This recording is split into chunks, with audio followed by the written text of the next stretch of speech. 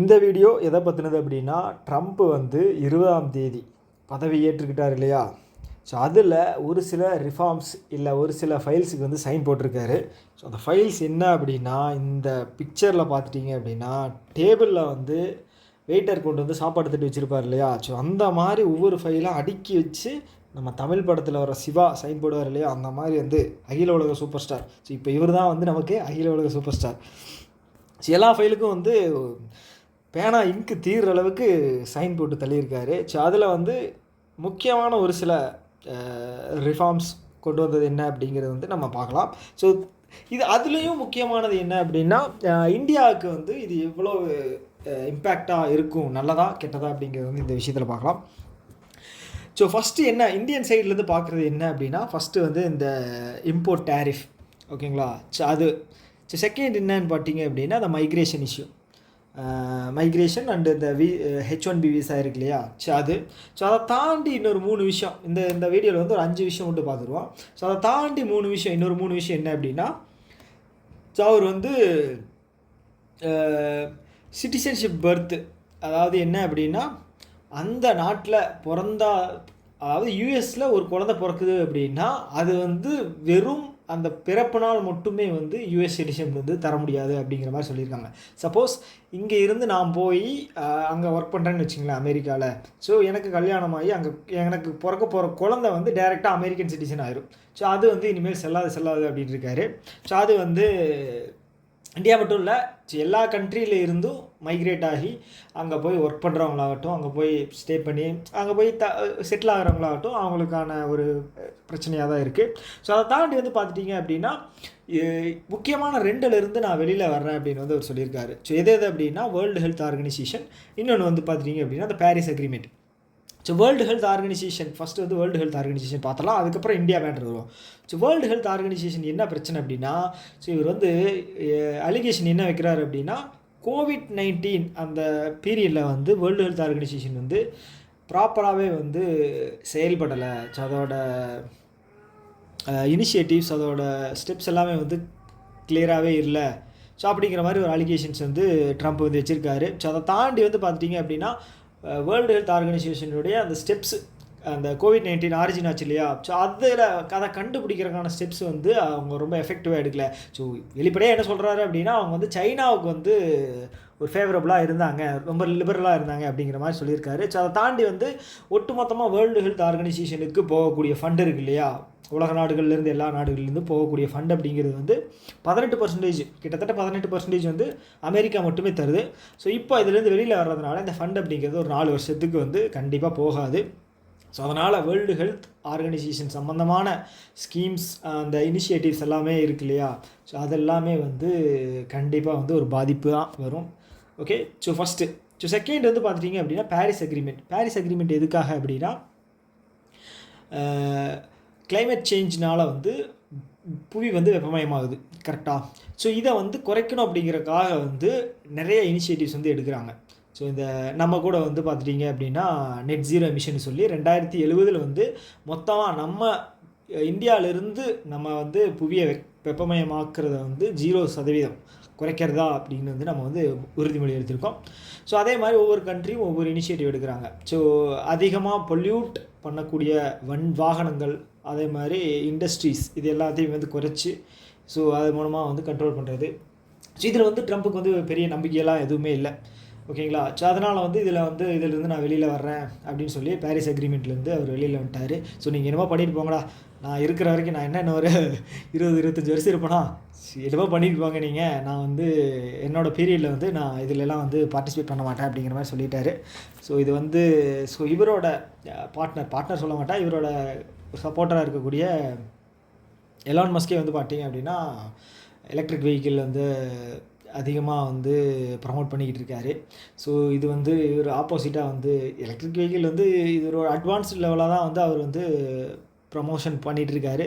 So இதுக்கும் வந்து renewable என்ன சொல்கிறது, இதை கன்சிடர் பண்ணி அவர் ஒன்றும் வந்து ப்ரமோஷன் அப்படிங்கிற மாதிரி பண்ணலை, ஓகேங்களா? ஸோ 2. ஸோ 3வது வந்து பார்த்தீங்க அப்படின்னா யூஎஸில் அவர் என்ன சொல்லியிருக்காரு அப்படின்னா, யூஎஸில் வந்து 2 ஜெண்டர் தான், ஒன்று ஆண் இன்னொன்று பெண், ஓகேங்களா? ஸோ இது 3ஆம் பாலினத்தவர், இந்த LGBTQ ஸோ அந்த மாதிரி விஷயமெல்லாம் வந்து யூஎஸில் வந்து கிடையவே கிடையாது. ஸ்ட்ரிக்டாக ஆர்மியில் அது வந்து கிடையவே கிடையாது. ஸோ ஆர்மி வந்து ரொம்ப ரிஜிடாக ரொம்ப ஸ்ட்ரிக்டாக இருக்க போகுது அப்படிங்கிற மாதிரி சொல்லியிருக்காரு. ஸோ டெமோக்ராட்டிக் பார்ட்டியில் வரும்போது ரொம்ப லிபரலாக இருந்தாங்க. எல்ஜிபிடிக்யூ இதெல்லாம் ப்ரொமோட் பண்ணுறது, ஸோ இந்த மாதிரி விஷயங்கள்லாம் வந்து நிறைய பண்ணிகிட்டு இருந்தாங்க. ட்ரம்ப் வந்து அதெல்லாம் நடக்கவே நடக்காது, நான் குறுக்க இந்த கௌஷிக் வந்தா அப்படிங்கிற மாதிரி வந்து இதுக்கப்புறம் நீங்கள் கனவுல கூட நினச்சி பார்க்க முடியாது அப்படிங்கிற மாதிரி சில விஷயங்கள் சொல்லிட்டாரு. ஸோ அதுக்கப்புறம் வந்து பார்த்துட்டிங்க அப்படின்னா இப்போ தான் நம்ம வந்து இந்தியாவோட விஷயத்துக்கு வரோம். ஸோ இந்தியா மட்டும் இல்லை, அவர் வந்து என்ன சொல்கிறாரு அப்படின்னா இம்போர்ட் டியூட்டிஸ் அப்படிங்கிறது வந்து போடுறேன் அப்படிங்கிற மாதிரி சொல்லியிருக்காரு. ஸோ இது எதற்காக அப்படின்னா, இப்போது ஒரு கண்ட்ரி வந்து இம்போர்ட் டியூட்டிஸ் கஸ்டம்ஸ் வந்து பர்சன்டேஜ் வந்து அதிகமாக போடுது அப்படின்னா அதுக்கு என்ன காரணம் அப்படின்னா, இப்போ இந்த பிக்சரை பாருங்கள், நான் வரைகிறத. ஸோ இந்தியா இருக்குது. ஸோ இங்கே வந்து ஒரு எக்ஸ் அப்படிங்கிற ஒரு கண்ட்ரி இருக்குன்னு வைங்களேன். ஸோ இந்த எக்ஸ் கண்ட்ரியிலிருந்து நம்ம ஒரு ப்ராடக்டை வந்து ஏங்கிற ஒரு ப்ராடக்ட் வந்து இம்போர்ட் பண்ணுறோம். ஸோ அதே மாதிரி டைப்பில் A1 அப்படிங்கிற ஒரு ப்ராடக்ட் வந்து ரெண்டு சேம் ப்ராடக்ட் தான், ஓகேங்களா. ஸோ இங்கே வந்து நம்ம லோக்கல் கம்பெனி வந்து ப்ரொடியூஸ் பண்ணுறாங்க, ஓகேங்களா. ஸோ இந்த நம்ம எக்ஸ்போர்ட், அதாவது வெளி கண்ட்ரியிலேருந்து இம்போர்ட் பண்ணக்கூடிய இந்த A அப்படிங்கிற ப்ராடக்டை உள்ளே கொண்டு வரும்போது நமக்கு வந்து ஒரு தாட் இருக்குது, ஓகேங்களா. ஸோ நம்ம உள்நாட்டு உற்பத்தியை விட வந்து வெளியிலேருந்து வர்ற பொருள் வந்து குவாலிட்டியாக இருக்கும் அப்படிங்கிறது மேக்ஸிமம் இருக்குது, அது உண்மை தானே.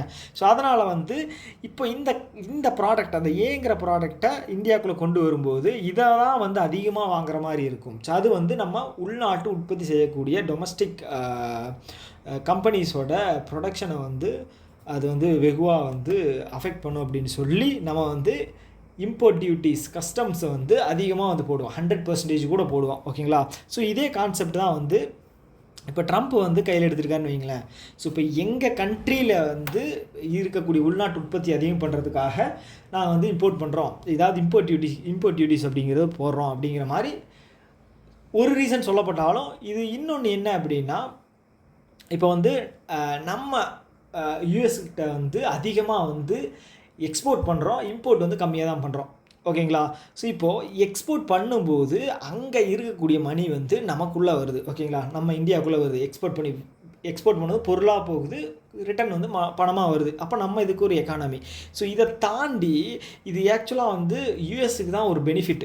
எப்படின்னு கேட்டிங்க அப்படின்னா, இப்போ இப்போ 2 பொருள் இருக்குன்னு, 2 மொபைல் இருக்குன்னு வைங்களேன். யூஎஸில் தயாரிக்கக்கூடிய மொபைலுக்கு ஸ்க்ராட்ச்லேருந்து ஒரு ஒரு ப்ரொடக்ஷன் நீங்கள் செஞ்சீங்க அப்படின்னா அங்கே வந்து காஸ்ட் அப்படிங்கிறது ரொம்ப ரொம்ப அதிகம், ஓகேங்களா. லேபர் காஸ்ட்லேருந்து, ப்ராடக்ட் காஸ்ட்லேருந்து, ரா மெட்டீரியல்லேருந்து எல்லாமே அதிகம், ரெண்டுலேருந்து எல்லாமே அதிகம். ஸோ அப்போது அந்த ப்ராடக்ட் வந்து ஒரு கம்பெனியில் வந்து உற்பத்தி ஆகுது அப்படின்னா இந்தியாவிலே அதே மாதிரி ப்ராடக்ட், அதே சேம் ப்ராடக்ட் வைங்க, இங்கே அதே மாதிரி ஸ்க்ராட்ச்லேருந்து உற்பத்தி ஆகுது அப்படின்னா இந்தியாவில் ₹1 அப்படின்னா அமெரிக்காவில் ₹10. ஸோ இவங்க என்ன பண்ணலாம் அப்படின்னா, அங்கே வந்து அமெரிக்காவில் வந்து இது உற்பத்தி பண்ணாமல் இதுக்கு வந்து ஒரு ₹3 கொடுத்து, சரி நீங்கள் ₹1 உற்பத்தி பண்ணியிருக்கீங்க, நான் ₹3 என்ன ₹5 கொடுத்தே நான் வந்து உங்ககிட்ட வந்து பொருளை வாங்கிக்கிறேன் அப்படின்னு சொன்னால் இவங்களுக்கு தான் ₹5 லாபம். ஸோ இதை தான் பண்ணணும், ஓகேங்களா.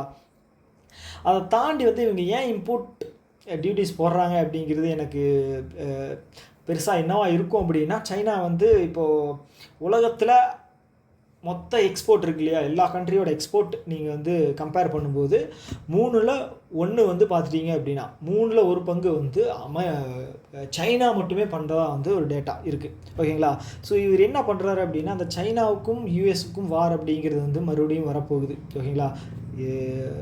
ஜோ பைடன் வந்தார் அப்படின்னா ரஷ்யாவும் அமெரிக்காவும் ஒன்று இருக்கும். ட்ரம்ப் வந்துட்டார் அப்படின்னா சைனாவும் அமெரிக்கா அப்படிங்கிற மாதிரி இருக்கும். ஏன்னா வந்து 2 பேர் பொருளாதாரத்தில் யார் பெரிய ஆள் அப்படின்னு சொல்லி, நீ பெரியவனா நான் பெரியவனா அடிச்சு காட்டு அப்படிங்கிற மாதிரி பொருளாதாரத்தில் யார் பெரிய ஆள் அப்படிங்கிற மாதிரி தான் வந்து 2 பேர் போட்டி போடுவாங்க. ஆனால் வந்து ஜோ பைடன் இருக்கும்போது வந்து பார்த்தீங்க அப்படின்னா யார் பவர்ஃபுல் அப்படின்னு சொல்லி ரஷ்யாவோட தான் வந்து சண்டை போடுவார். ஸோ தேவையில்லாமல் நிறைய வார்ஸை வந்து எஸ்கேட் பண்ணி விட்டார். வந்த உடனே வந்து பார்த்திங்கன்னா ஆப்கானிஸ்தானில் வந்து ட்ரூப்ஸை வந்து வித்ட்ரா பண்ணார். அதுக்கப்புறம் வந்து ஈரான் கூட பிரச்சனை, இஸ்ரேல் ஹமாஸ், அந்த ஹெஸ்புல்லா ஹூதிஸ் அந்த பிரச்சனை, ப்ளஸ் வந்து உக்ரைன் ரஷ்யா பெரிய பிரச்சனை. ஸோ இதனால் வந்து ஒரு பொலிட்டிக்கல் அன்ஸ்டெபிலிட்டி, எக்கனாமிக்கலாக வந்து ஒரு என்ன சொல்கிறது, அந்த ட்ரேட் அப்படிங்கிறது வந்து ப்ராப்பராக நடக்காது. டிமாண்ட் அப்படிங்கிறது அதிகமான க்ரியேட் ஆகும், சப்ளை ஷார்ட்டேஜ் அப்படிங்கிறது அதிகமாகும், அதனால் பொருட்கள் விலையும் அதிகமாகும். ஸோ இது ஒரு முக்கியமான காரணம். ஸோ ட்ரம்ப்புக்கு அது மேலே நம்பிக்கை இல்லை. இந்த மாதிரி பொலிட்டிக்கல் அன்ஸ்டெபிலிட்டி இருந்துச்சு அப்படின்னாலே வந்து அந்த இடத்துல எக்கனாமிக் க்ரோத் இருக்காது அப்படிங்கிறது அவரோட நம்பிக்கை. ஸோ நான் உனக்கு வந்து நான் இந்த மாதிரி டிஃபென்ஸில் அடிக்க மாட்டேன், உனக்கு நான் ட்ரேடில் உனக்கு வந்து எக்கனாமிக்கலாக தான் உன்னை அடிப்பேன் அப்படிங்கிற மாதிரி தான் வந்து அந்த இம்போர்ட் டியூட்டிஸ் அப்படிங்கிறது போடுறாரு. ஸோ நமக்கு எவ்வளோ பர்சன்டேஜ் அப்படிங்கிறது இன்னும் இதாகலை, ஃபிக்ஸ் ஆகலை. ஆனால் வந்து மெக்சிகோ ப்ளஸ் வந்து கனடா, சைனா மூணு பேருக்கு மேலேயுமே வந்து கன்ஃபார்ம் டேரிஃப் அப்படிங்கிறது இருக்கும். இந்தியா மேலே எவ்வளோ இருக்குது அப்படின்னு தெரியல. ஸோ என்னதான் இருந்தாலும் நமக்கு வந்து பெரிய அடி விழுக போகிறது இல்லை. ஏன்னா வந்து நம்ம வந்து என்ன சொல்கிறது, நம்ம ஒரு மியூச்சுவலான ஒரு அண்டர்ஸ்டாண்டிங்கில் தான் இருக்கோம். ப்ளஸ் வந்து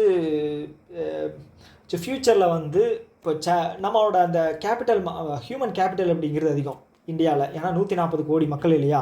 ஸோ இந்த கன்சியூமர் அப்படிங்கிறதும் ஹியூமன் கேபிட்டல் அப்படிங்கிறது கன்சியூமர்னு வச்சுக்கோங்களேன். 140 கோடி அப்படி அது ஒரு மார்க்கெட்டில் வந்து அதிகமான ஆட்கள் இருக்கிற இடத்துல தான் வந்து ஒரு பொருளை சேல் பண்ண முடியும். ஸோ இப்போ சைனா இருக்குது அப்படின்னா இவர் ஆன்டி சைனா அப்படிங்கும்போது நமக்கு தான் வந்து இவர் வந்து நிறைய விஷயத்தில் சப்போர்ட் பண்ணுற மாதிரி இருக்கும். ஏன்னா வந்து 3 ஹைலி பாப்புலேட்டட் கண்ட்ரியில் சைனா, இந்தியா, யூஎஸ் தான். ஓகேங்களா. ஸோ இந்த யூஎஸ்ஸுக்கும் சைனாவுக்கும் பிரச்சனை அப்படிங்கும்போது யூஎஸ் வந்து நமக்கு தான் வந்து சப்போர்ட் பண்ணி ஆகணும். அதனால் நமக்கு வந்து அவர் அதே தான் சொல்லியிருக்காரு. ஸோ நீங்கள் எவ்வளோ எங்களுக்கு எக்ஸ்போர்ட் பண்ணுறீங்களோ அதே மாதிரி எங்ககிட்ட இருந்தும் நீங்கள் பொருளை வாங்கிக்கணும் அப்படின்னு சொல்லியிருக்காரு. ஓகேங்களா. ஸோ இது வந்து எப்படி போய் முடியும் அப்படின்னு தெரியல. சரி, ஃப்யூச்சரில் தான் வந்து ஸோ இது வந்து நம்ம பார்க்கணும். ஸோ அதே மாதிரி வந்து இந்த டாலரைசேஷன் அப்படின்னு ஒரு விஷயத்தை வந்து நம்ம பண்ணோம் இல்லையா, பிரிக்ஸ் மூலமாக வந்து. ஸோ இப்போ வந்து டாலருக்கு எதிராக வந்து நம்மளோட கரன்சிலேயே வந்து நம்ம ட்ரேட் பண்ணிக்கலாம் அப்படிங்கிற ஒரு விஷயத்தை வந்து நம்ம கொண்டு வந்திருந்தோம், பேசணும். நம்ம எல்லாம் பிரிக்ஸ் கண்ட்ரிஸ் எல்லாம் சேர்ந்து.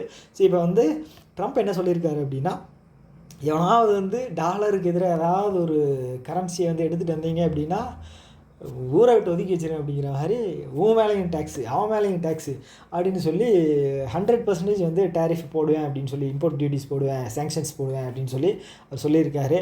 ஸோ இது வந்து என்னடா இது பகல் கொள்ளையாக இருக்குது, நீ பண்ணால் கரெக்டு, நாங்கள் பண்ணால் குத்தமாடா அப்படிங்கிற மாதிரி பண்ணிகிட்ருக்காரு. ஸோ இது ஒரு பெரிய பிரச்சனை. ஸோ அடுத்தது என்ன பிரச்சனை அப்படின்னு பார்த்துட்டிங்க அப்படின்னா, இந்த H1B விசா, இதுதான் பெரிய பிரச்சனை. ஸோ அமெரிக்காவில் என்ன கேபிட்டலிஸ்ட்டு விவேக் ராமசாமி, அப்புறம் அவரோட எலான் மஸ்க், இவங்கெல்லாம் என்ன சொல்கிறாங்க அப்படின்னா, ஹை ஸ்கில்டு பாப்புலேஷன்ஸ், அதாவது இமிக்ரேஷன்ஸ் அப்படிங்கிறது வந்து ரொம்ப முக்கியம் நாட்டோட வளர்ச்சிக்கு அப்படிங்கிறாங்க. ஸோ இப்போ அவரும் வந்து அதை ஒத்துக்கிட்டாரு. ஸோ பட் இருந்தாலும் என்ன சொல்கிறது, போன ஆட்சியில் இருந்த மாதிரி, போன ஆட்சினா டெமோக்ராட்டிக் பார்ட்டி, அவங்க அளவுக்கு இருந்த லிபரலான அந்த இது இருக்காது. ஸ்ட்ரிக்ட் பாலிசிஸ் வந்து கொண்டு வருவாங்க. எனிவே வந்து ப்ராப்பராக இருக்குது அப்படிங்கும்போது தப்பிச்சிக்கலாம். அதே மாதிரி வந்து இன்னொன்று என்ன அப்படின்னா, ஒருத்தர் வந்து ஒரு கண்ட்ரியில் பிறக்கிறதுனாலே வந்து அவங்களுக்கு வந்து பர்த் சர்டிஃபிகேட், அதாவது சிட்டிசன்ஷிப் அப்படிங்கிறது வந்து இருக்காது அப்படிங்கிற மாதிரி சொல்லிகிட்டு இருக்காரு. இப்போ அமெரிக்காவில் வந்து நான் பிறந்தேன் அப்படின்னா எனக்கு பிறந்ததுனாலே வந்து எனக்கு சிட்டிசன்ஷிப் இருக்காது அப்படிங்கிற மாதிரி சொல்கிறாரு. ஸோ அது என்னன்னு, அது எந்த அளவுக்கு இதாகுது அப்படிங்கிறத நீ போகிற காலத்தில் தான் பார்க்கணும். ஸோ அதே மாதிரி வந்து பார்த்துட்டிங்க அப்படின்னா, இந்த அமெரிக்காவோட சவுத் ரீஜியன், அந்த பார்டர் இருக்கு இல்லையா, மெக்சிகோ பார்டர். ஸோ அதில் வந்து இல்லீகல் இமிக்ரெண்ட்ஸ் வந்து உள்ளாடுறதான் வந்து இவர் வந்து கேம்பெயின்லேயே சொல்லிகிட்டு இருந்தார். ஸோ நான் வந்தேன் அப்படின்னா இதெல்லாம் வந்து ஸ்டாப் பண்ணுவேன், யாரும் உள்ள வர முடியாது அப்படிங்கிற மாதிரி வந்து சொல்லியிருந்தார். என்ன காரணம் அப்படின்னா, ஸோ இவங்க வந்து தான் வந்து அமெரிக்காவோட ரெப்புடேஷனே வந்து கெடுக்கிறாங்க. க்ரைம் ரேட்ஸ் வந்து அதிகமாகிறதுக்கு இந்த இல்லீகல் இமிக்ரெண்ட்ஸ் தான் காரணம். ஸோ இந்த மெக்சிகோ வழியாக வர்றவங்க வந்து பார்த்துட்டிங்க அப்படின்னா, இந்த சதர்ன் அமெரிக்கா அந்த இதுலேருந்து வர்றவங்க, மெக்சிகோ, ஸோ இவங்கெல்லாம் வந்து தான் வந்து இங்கே வந்து கண்ட்ரியினுடைய அந்த ஒரு பீஸ், அதை வந்து அமைதியை வந்து சீர்குலைக்கிறாங்க அப்படிங்கிற மாதிரி சொல்லியிருக்காரு. ஸோ இதுதான் வந்து நான் இது பண்ணுனா ஒரு சொல்ல வந்த ஒரு 5 முக்கியமான பாயிண்ட். ஓகேங்களா. ஸோ இது வந்து இந்த நியூஸ் பேப்பர் அப்படிங்கிறது வந்து எக்கனாமிக்ஸ், ஒரே நிமிஷம் இல்லைங்க,